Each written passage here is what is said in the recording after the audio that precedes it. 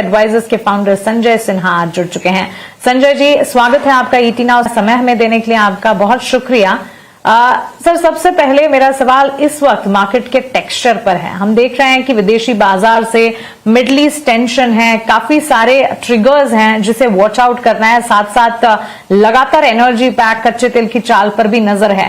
लेकिन इन सब के बीच हम देख रहे हैं भारतीय बाजार अपनी तेजी की चाल अपने पॉजिटिव ट्रिगर्स के साथ चल भी रहा है। अर्निंग्स पिक्चर ही एकमात्र बड़ा उदाहरण है जो कि काफी डिसेंट नजर आया।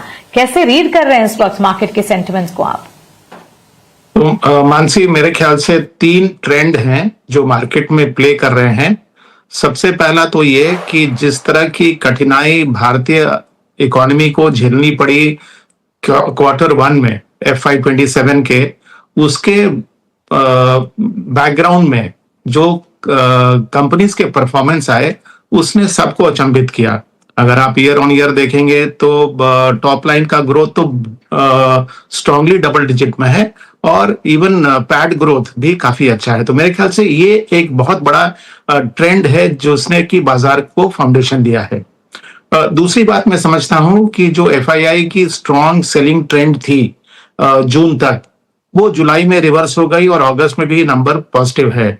तो जहां हम ये हताश हो गए थे कि फॉरेन इंस्टीट्यूशनल इन्वेस्टर्स अब भारत से पूरा पैसा निकालेंगे और उनकी सेलिंग जो है वो और इंटेंसिफाई करेगी, उसके कंपैरिजन में हम देख रहे हैं कि पिछले 2 महीनों में उनकी बाइंग जो है वो बहुत स्ट्रांगली पॉजिटिव रही। तो ये दूसरा ट्रेंड है।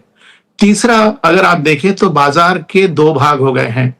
जहां लार्ज कैप स्टॉक्स में कोई भी खास परफॉर्मेंस दिख नहीं रहा है और मैं ये समझता हूं कि ये परफॉर्मेंस सिर्फ नियर टर्म का नहीं है। अगर आप सितंबर 24 से भी कंपेयर कर लें तो पिछले 2 साल में लार्ज कैप स्टॉक्स का परफॉर्मेंस कहीं नहीं गया।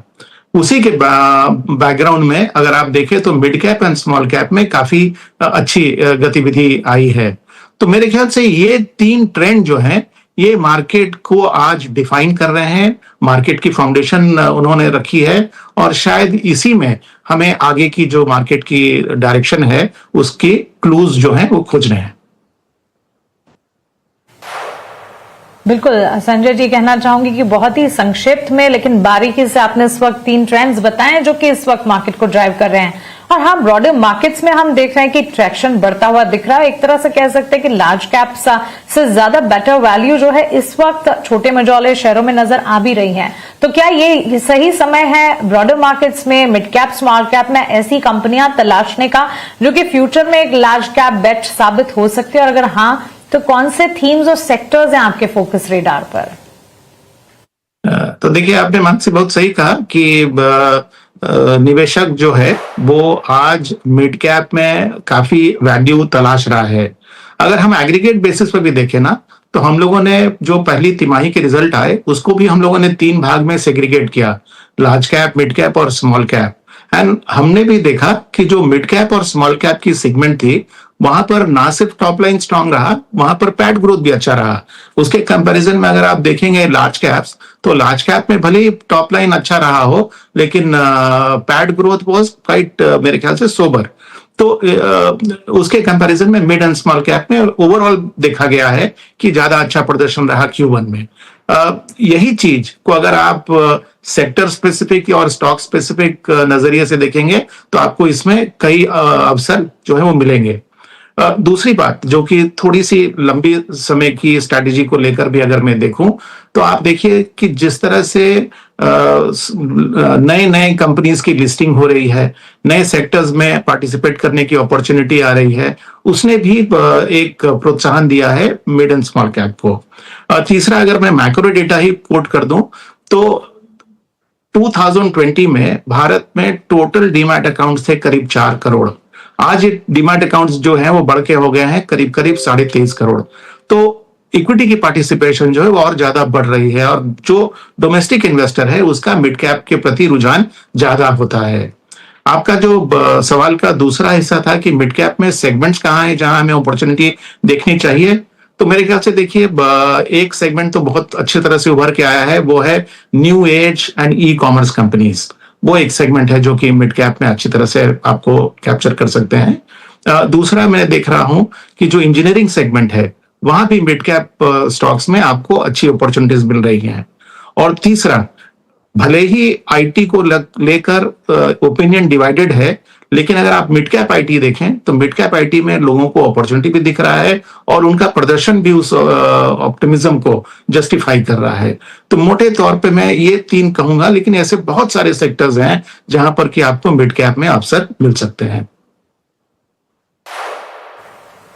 बिल्कुल बिल्कुल संजय जी, इत्तेफाक रखती हूँ आपकी बात से। और जहां मिड कैप आईटी प्लेयर्स की आप बात करें, एआई ट्रांसफॉर्मेशन रिलेटेड कई सारी खबरें लगातार आ रही है, वो इस स्पेस को, इन पर्टिकुलर मिड कैप आईटीज को काफी हद तक तूल दे रही है। लेकिन यहां से आगे ग्लोबल पिक्चर में इस वक्त जो अनसर्टेनिटी है संजय जी, इसके मद्देनजर हम देख रहे हैं कि एक तो एनर्जी पैक और दूसरा प्रेशियस मेटल्स, दोनों में ही इंपैक्ट आ रहा है। अब कच्चे तेल की चाल की अगर हम बात करें, इसी महीने हमने देखे हैं $95 प्रति बैरल के लेवल्स भी नजर आए, 95 एंड अबाउ। लेकिन उसके बाद एक दायरे में, अब ताजा खबर यह भी थी कि यूएस ने सैंक्शंस लगाए ईरान पर, बावजूद इसके कच्चे तेल में उबाल नहीं है। क्या एक तरह से कह सकते हैं कि इंडियन मार्केट जियोपॉलिटिकल रिस्क को अभी अंडर प्राइस कर रहा है? और साथ ही इनफैक्ट गोल्ड के लेवल्स को अगर आप देखें, लगातार हम देख रहे हैं मजबूती का ट्रेंड वहां पर, on the back of course कई सारे factors, one such is dollar का वीकनेस। तो देखिए, ये जो दोनों ट्रेंड है मनसी, ये हमें अब अपने इन्वेस्टमेंट डिसीजन में शामिल करने की जरूरत है, क्योंकि नहीं लग रहा है कि जो मिडिल ईस्ट की समस्या है वो बहुत जल्दी में सुलझ जाएगी, और सुलझ भी गई तो पता नहीं कितना स्टेबल रहेगा वो सॉल्यूशन। तो इसी के लिए ऑयल के प्राइसेस एलिवेटेड रहेंगे, ये संभव है। हम यही होप कर सकते हैं कि वो $100 की लेवल को पार ना करें, और जब भी थोड़ी सॉल्यूशन की विजिबिलिटी अच्छी आती है तो यथासंभव $80 के रेंज पे रहे तो ज्यादा अच्छा है। तो मेरे ख्याल से एक रेंज डिफाइंड हो गया है क्रूड का, डिपेंडिंग अपॉन कि मिडिल ईस्ट की आउटलुक क्या होती है। रही बात गोल्ड की, तो जब इकोनॉमिक अनसर्टेनिटी थी उस समय सेंट्रल बैंकर्स भी बहुत ज्यादा गोल्ड परचेजेस में नहीं थे, थोड़े से वो पीछे हट गए थे। अब वो दोबारा इस मार्केट में आ गए हैं, और जब भी रिस्क ऑन एनवायरनमेंट होता है तो गोल्ड को हमेशा सेफ एसेट के रूप में देखा जाता है। तो स्ट्रक्चरल तौर पे धीरे धीरे ही सही गोल्ड में मेरे ख्याल से प्राइसेस में बढ़ोतरी होनी चाहिए। हो सकता है कि जिस तरह की रैली हम लोगों ने आई थिंक 24 में देखी और 25 में देखी, 2025 में, शायद उस तरह की रैली अब इमीडिएटली ना दिखे, लेकिन slow and steady appreciation gold prices में मेरे हिसाब से होनी चाहिए। बिल्कुल बिल्कुल संजय जी, बहुत शुक्रिया आपका हमारे साथ जुड़ने के लिए और बाजार पर आपका ओवरऑल नजरिया 360 डिग्री आपका आउटलुक हमारे साथ शेयर करने के लिए। Thank you so much and have a nice day. Thank you so much for having me.